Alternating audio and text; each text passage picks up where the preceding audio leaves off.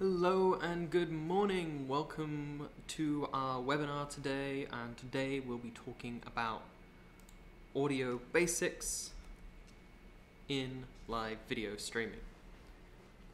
So what we're going to talk about in today's webinar is just a whole bunch of stuff to do with audio technology that's really useful for live video streaming. We're going to talk principally about microphones. So we're going to talk about the different types of microphones and when you can use them. We'll also be talking about different output types.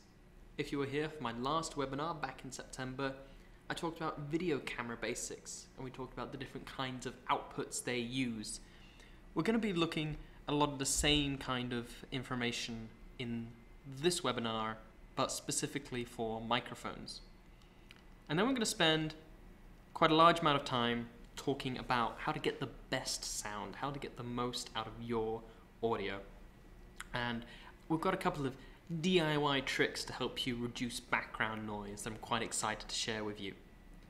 Finally, we'll finish with a question and answer session, and we're going to try our best to give you a lot of time to post your questions for that.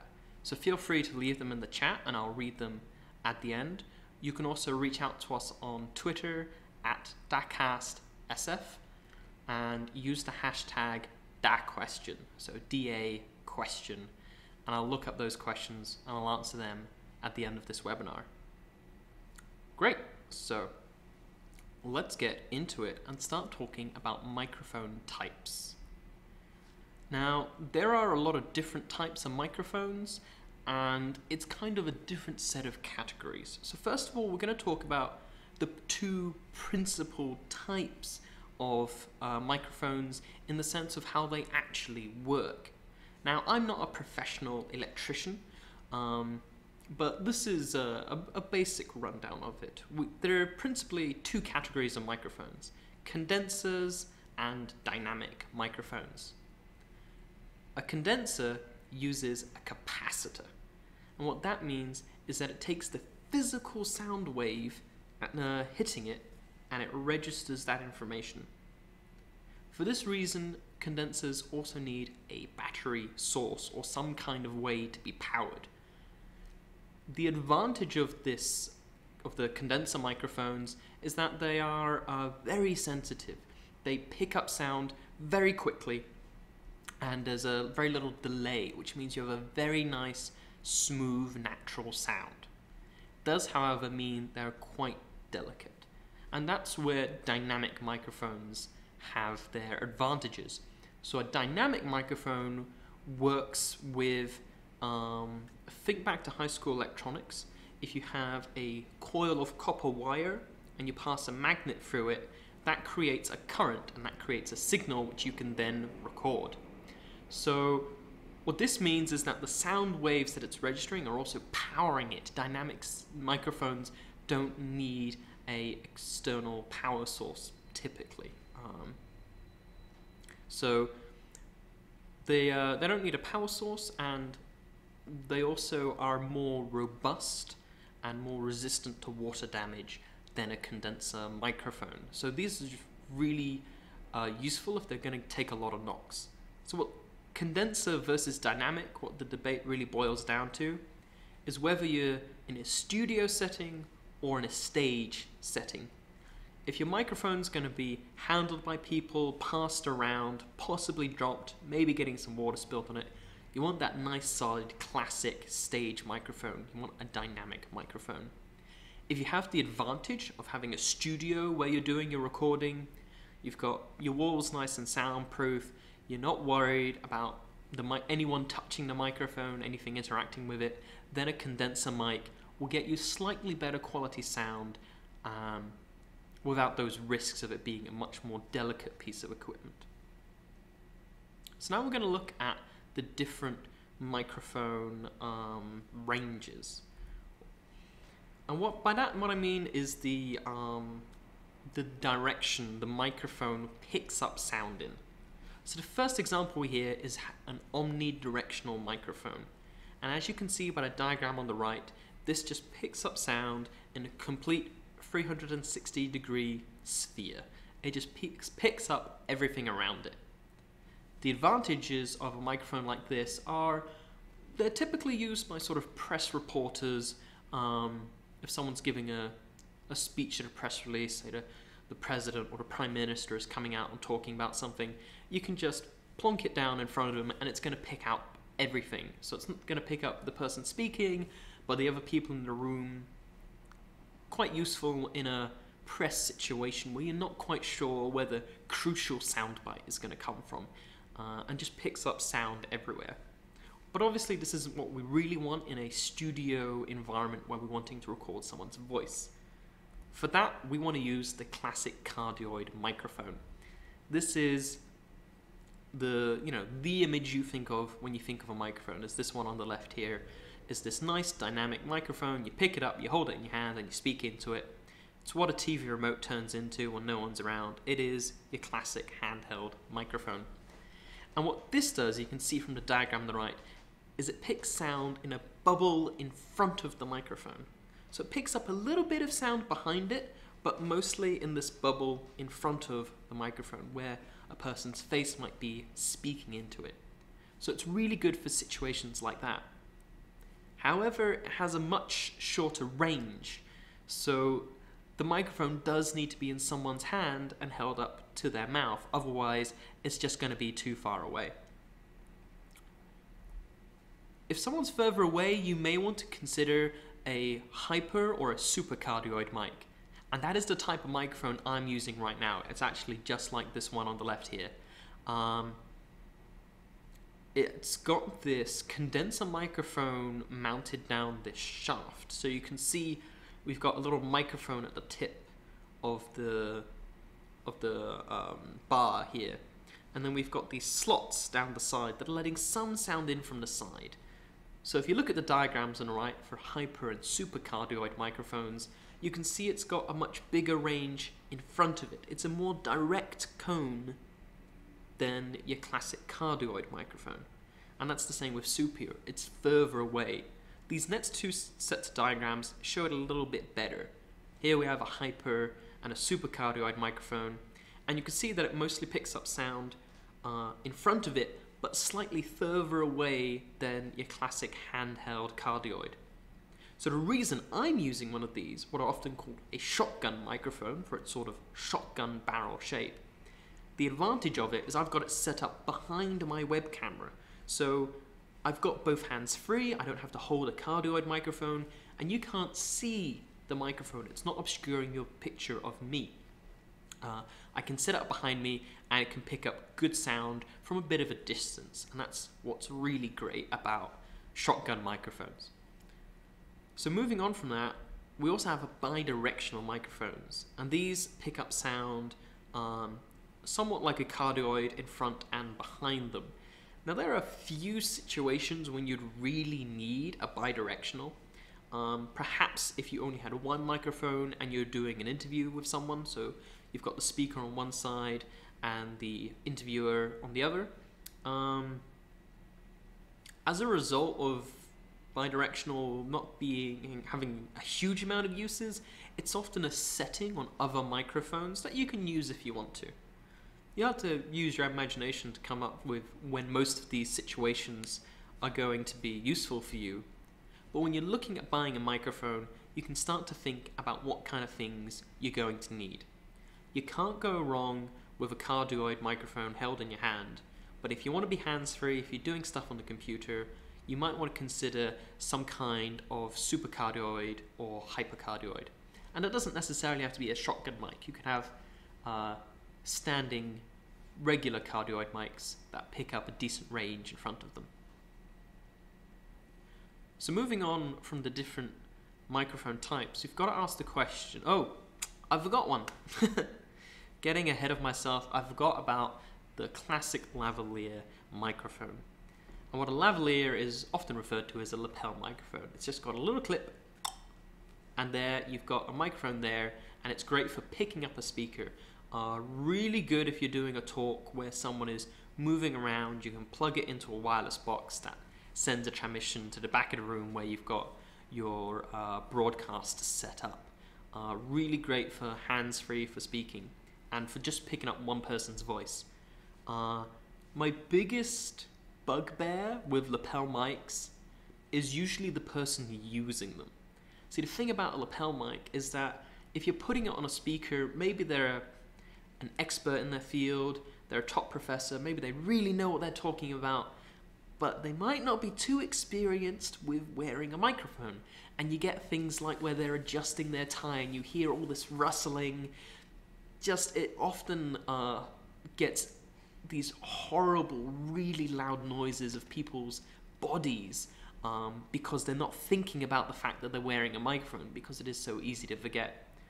Another thing is clapping. Never clap in front of a microphone. I'm not going to do it now because if you're wearing headphones, it hurts a lot. And that's another problem with lavalier mics is, the speakers introducing someone and they're like, and now welcome to the stage, our wonderful keynote speaker. And then they start clapping with the rest of the audience and that's all you can hear. And you're throwing your headphones off because it's so loud.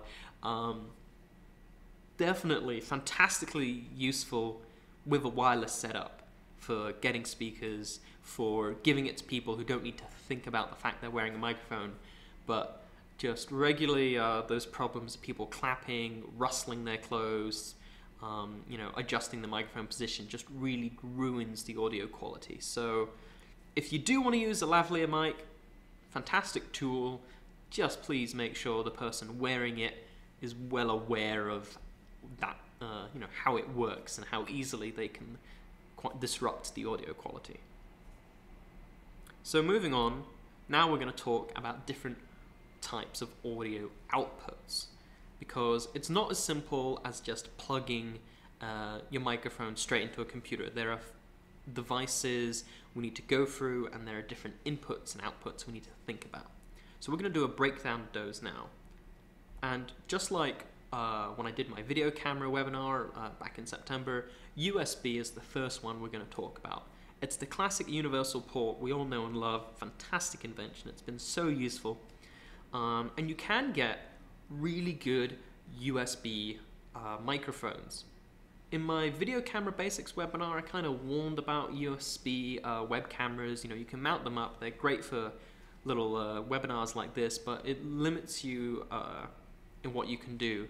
USB microphones, on the other hand, are really, really good. The Blue and the Rode, I've got pictured here, are regularly used by podcasters and live streamers and have just really, really good audio quality. So definitely some great USB microphones you can get out there if you're willing to spend the little bit extra. However, if you do have reason to be using your microphone in other circumstances than live streaming or podcasting, such as doing interviews, you may want to consider some of these other microphone types. So we're going to look at the mini jack, and mini jacks are, the classic headphone jack port that you can think of. It's exactly that size, plugs into the headphone microphone socket of your laptop or your computer. Really useful. The Rode mini shotgun on the right here can be mounted on top of a DSLR, and then the jack just goes into the headphones port, and you've got a nice microphone mounted on your DSLR camera. So really simple, quick little upgrade to take your DSLR camera, add a good microphone on it, and you're good to start broadcasting some really high definition, high quality sound broadcasts. It's also commonly seen on lavalier mics and the lapel mic styles. But of course the full jack size is your classic electric guitar, amp plug jack, and it's a much larger piece of equipment. And it's definitely got its uses. I don't think I could not find a microphone that was jack to jack. Usually they come out mini jack, or like this shotgun mic pictured here, they are XLR to jack. An XLR is the more common professional grade microphone output. It plugs into the shotgun mic I'm using. It plugs into your classic stage microphone. It is a very robust connection. It's a very good signal, but more often than not, you're looking at XLR to jack when you buy a lot of these products online. So you can get some of these microphones. Sorry, I'm losing track of myself here. You can get XLR to XLR, but quite commonly you get, like pictured here, an XLR to jack output. So it's important to keep those in mind, that they're two separate outputs. So the big question is, does it need an audio unit? Do I need an audio unit to be able to take this output and connect it to my computer and begin my live video broadcast? And there are different kinds of audio units we can look at. On the left here we have the Zoom H4n, which is a handy personal recorder, and that's exactly the model I'm using here. It's got two little condenser mics on the top, which are really useful for getting nice ambient background sound. And it has two ports on the bottom for both XLR and jack inputs, as well as also being able to record to SD and plug into your computer for live video streaming. On the right here, we've got a picture of a much larger mixing board. Now, this does look like a very professional studio-grade piece of equipment, but this Yamaha pictured here is only about $150. You can find some pretty compact, pretty simple audio mixing units for a reasonable price these days, and they have multiple XLR and jack inputs, and some of them even include USB and mini jack ports now. If you do have a mini jack and you want to plug it into a full-size jack, you can get a little converting plug to just make it a little bigger. And this is, you know, if you're doing a simple webinar like I'm doing right now, a piece of kit you don't really need. But if you want to take audio from a stage and a microphone that's pointing at the audience to get some nice background noise of them cheering or clapping or laughing, as well as maybe audio from a computer, and if you've got lots of different sources, you may want to consider breaking them up with a mixer. So, do I need an audio unit? Yes, if it is anything that is XLR or jack, is your basic answer there. You know, you may have noticed there isn't a guitar amp port on the side of your computer, and neither is there an XLR one. So quite simply, you're going to need some kind of audio to take that information and move it into your computer for broadcasting. However, I would say that something that uses a mini jack, like this microphone here, you may want to consider an audio unit to help translate that into good sound quality. The reason I say that is because a lot of headphone ports in computers, if it's a laptop, they're often combined into one port, and so that means you got maybe a cheap sound card built into your laptop, and you're not going to get the best audio quality out of it. If you've got a full desktop computer with a proper sound card, I would not worry about this, but I would consider, if you're really serious about good audio quality, getting an audio unit for anything that is not USB, essentially. You know, for taking our XLRs, our jacks, and our mini jacks. All really good ways to get good audio quality. And then this Zoom H4, something like this, it's just a micro USB plug-in, recognize it in my encoder, and set that to the microphone source. Great. So we're going to move on from the different microphone types, right? We've talked about condensers versus dynamics. We've talked about cardioids, the classic stage microphone. We've talked about hypercardioids, these classic, the shotgun microphone I'm using. We've also talked about bidirectional. We've talked about the different outputs, whether it's USB, mini jack, jack, or XLR. Let's talk about getting the best quality sound now. So, quite simply, first of all, we're going to talk about our encoder settings. And there are some simple little things we need to do to make sure our audio quality is going to be good in our encoder. Pictured here, I've got the audio settings for XSplit, Wirecast, and OBS in that order. And first of all, we want to make sure we're actually in stereo. Particularly if you've used a trial account of a encoder first, they will limit you to mono sound. And then when you upgrade, doesn't always automatically change to stereo sound. So do check that your audio settings are set to stereo sound. Secondly, for our codec, we want to use AAC. Now, the reason for this is it is best for mobile devices as well as desktop. So this is all round the best codec you can use right now for broadcasting your audio. Something like Flash Media Live Encoder, FMLE, is still limited, I believe, to MP3 audio output, which is fine for all computers, but isn't great for the mobile and tablet market. Most encoders outside of FMLE have now moved on solely to AAC, so usually not something to worry about, but just check it is set to that. And finally, for your bit rate, anything over 128 kilobytes per second is fine. More often than not, you can see in the picture here, they are set by default to 192. You can up this to around 320, 350 kilobytes per second if you want, but that's gonna, remember you've got to broadcast that bit rate along with the whole bit rate of your video when you're doing your live video stream.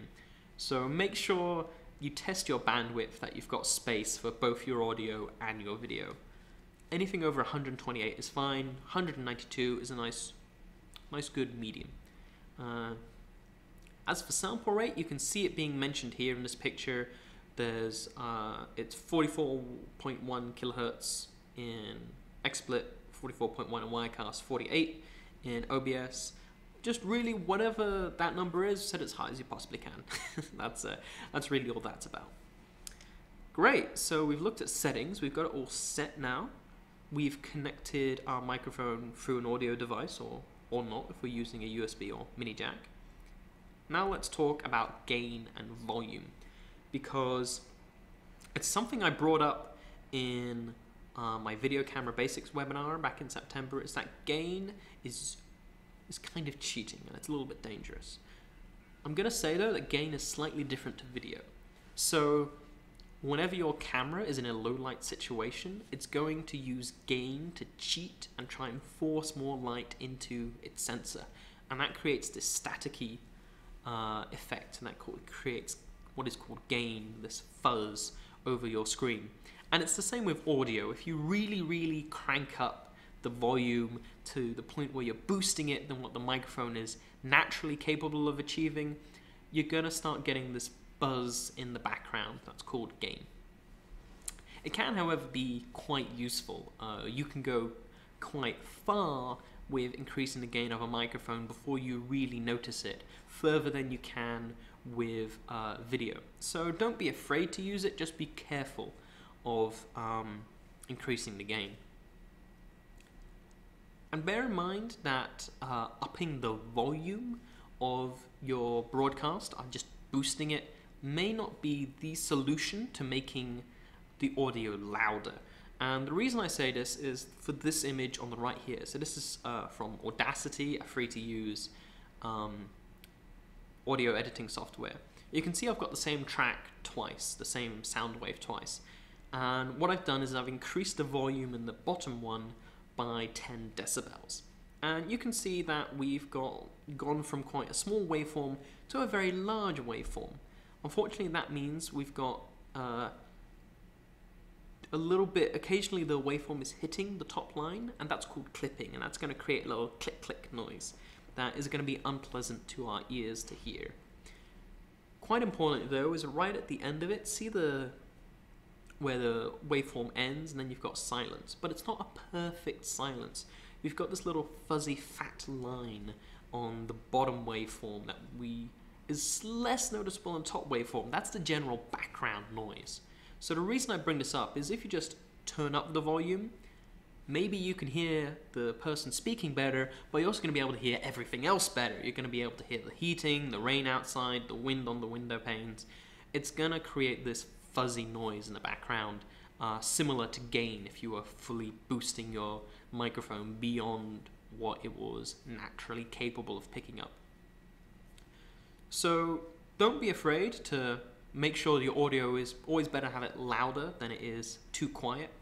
But bear in mind these fuzzy background noises you're going to get. And we can adjust that with levels. So the human voice is 85 to 255 kilohertz, the frequencies. That's the wavelengths of sound most humans are capable of producing with their mouth. And that covers both male and the female spectrum.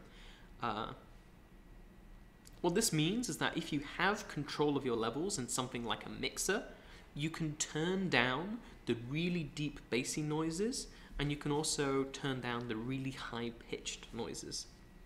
So if you've ever practiced guitar or used an electric amplifier, you'll see you have volume, but you also have bass, treble, and mid. And what that does is allows you to adjust levels. So bass is really good at going through walls. If you've ever seen someone drive past in a car while they're listening to music really loudly, you can hear the bass very clearly and not a whole lot else unless they have their windows rolled down. So bass is really good at going through walls, and that's one of the primary causes of background noise you're going to get. So by turning down the bass in your levels, you should be able to cut out those sounds.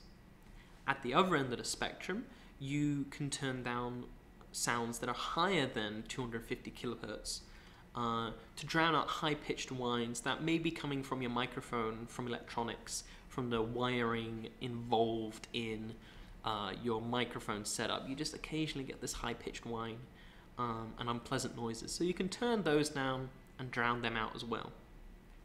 I haven't seen an encoder that gives you full control over the audio levels. I think some of them have, but it's not something I've explored very deeply. So see if you can adjust your levels, and then you can try and increase not the volume of your audio, but the quality of your audio. You know, you can safely use gain and volume if you can turn down the bass and the high-pitched noises, because you're not going to get those electronic whines, and you're not going to get those bassy background noises. So something to consider there if you've got the opportunity for a more advanced setup. So we're going to go on now to background noise, and this is really the difference between good audio quality and bad audio quality. And there are some really simple ways we can actually get rid of it. This is about $100, I think it was about $80 or $100 on Amazon, and it's quite simply packing foam, this nice sound proofing egg carton shape, mounted on a dish that you just put behind a microphone, which you can put on a stand in the middle there, and it just stops background noise from hitting it. If you think of echolocation like dolphins and bats do, you know, the way they send out sound wave and then it comes back to them, and by hearing that they can determine the positions of objects around them. Now we can't emit or hear ultrasonic frequencies, but sound still bounces off walls and comes back to the microphone. This is why we don't want to use omnidirectional mics all the time. You'd hear the echo a lot. We want to use something directional like a cardioid. So by having the shield behind a microphone, we can stop those sound waves bouncing off the walls and hitting the microphone again, and we can get that nice studio quality sound. However, there is a much cheaper way than doing this, and this is a screenshot from Indie Mogul video, a really good YouTube channel for do-it-yourself filmmaking specifically, but they do cover a lot of things that would be great for your live video streaming projects. And here you can see he's just taken a sheet of packing foam and put it behind his microphone, and that's just stopping the background noise from hitting it. And you can see there he's got a shotgun mic that's XLR to XLR plugged into a Zoom H4, in case you are wondering what that setup is down there. So there are DIY ways to get around this. Really, any kind of soundproofing is more achievable than most people think. You know, you think of like a soundproof room, you think of a really high-end piece of kit, and yeah, for a recording studio it probably is, but just packing foam, you know, stuck to chalkboards and nailed on the walls does a great job. So does clothes. If you've got sheets or blankets to put over the windows, hang up over doors, stops that background noise from getting in and is incredibly effective.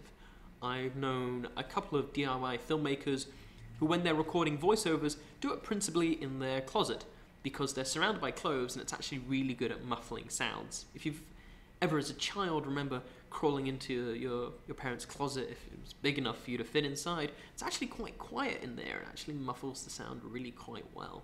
So soundproofing is quite achievable, and you can find cool little DIY kits like this one. This is a portable little soundproof enclave for your microphone, and you can see it's simply a little sort of container box that would go in an IKEA shelf with on 4 of its faces egg carton packing foam, and that's just stopping the background noise from getting in.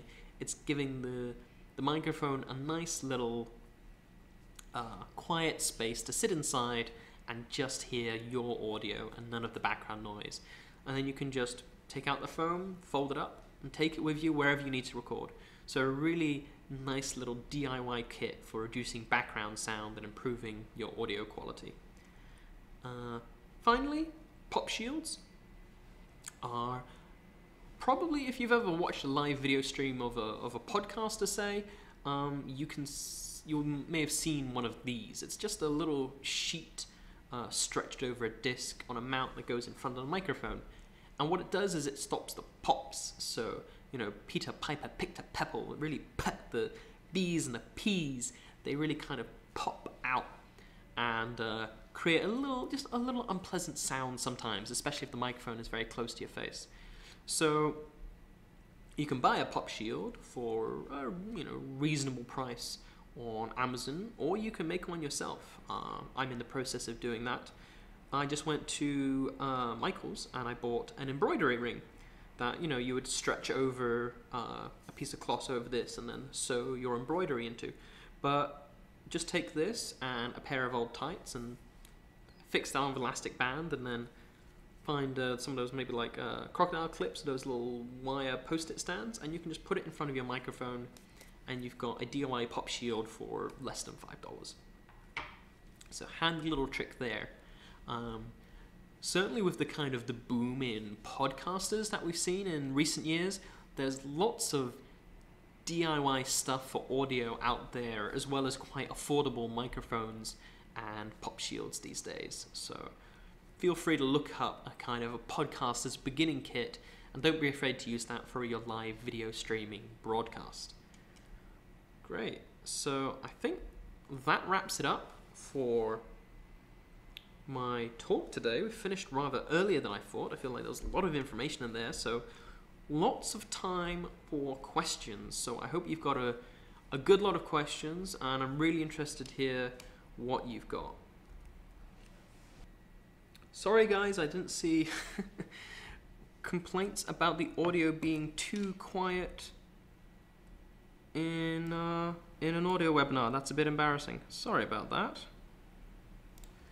I was getting so much background sound in earlier tests, I tried turning it down a bit, and according to what I'm seeing on my Zoom H4, I was getting good sound. So if you look at audio levels, you'll often see it starts, the high end is 0 decibels, and then you've got -6, -12, -24 are usually the numbers you can see. So you want the sound bars to be hitting between -6 and -12, and that's what I could see on my Zoom H4. May not have been translating into OBS, the encoding software I'm using, at the same rate, so I'm sorry about that. What do I think of the Blue Yeti microphone? I have heard rave reviews about it. It is a very, very good microphone. Lots of podcasters love it. And I think quite a lot of live streamers on websites like Twitch also use it. Just plug it in, it's USB, it picks up a nice cardioid area of sound. You can just put it under your web camera out of sight and it's going to pick up everything. So I would recommend a Blue Yeti microphone as your first microphone for most live video streaming projects where you're sitting in front of a webcam set up broadcasting from there. Obviously not really good for more studio setups where the person may be some distance away from such a microphone. Apologies to whoever I just deafened by turning up the volume. I suppose the question of what is best for live video streaming, I want to go back to something like a hypercardioid, something like a supercardioid. A shotgun microphone is something you can set up behind the camera and it's going to pick up the sound, and that's what I'm using here. I think something like a Blue Yeti, a bit closer to me, might be a little bit better. It might be just as good, but certainly something with the range that you want to be able to put out of shot. We've got some earlier questions. How much did the microphone I'm using cost? I think it cost about $20, $25 on Amazon. It's a newer 14.47 microphone. It's actually a bit larger for my purposes than I really need, but a nice affordable stuff. A lot of newer stuff is quite affordable and is good quality, a great starting microphone. What is a good stereo mic for recording live band music, which is very loud? If you've got a live band, what you probably want is a bunch of cardioid stage mics, you know, your classic rocker microphone, so that you can put them right up against a drum kit, right in front of the singer, and get that sound very directly. And then you'll take all of those jack inputs and put them into a mixing board and put that into your computer to broadcast. Well, thank you very much for joining me today, ladies and gentlemen. I hope you've enjoyed this webinar. Oh, we've got one more question. Great. So thank you very much. As I said, if you have any questions, feel free to leave them in the comments of this webinar post. You can also reach out to me. My name is Elliot Miller. I'm the marketing assistant here at Dacast. You can reach out to me on Twitter at DacastSF, or email me directly at Elliot@dacast.com, or you can call the San Francisco office on 855-896-9300. And thank you very much for joining us today, and happy streaming.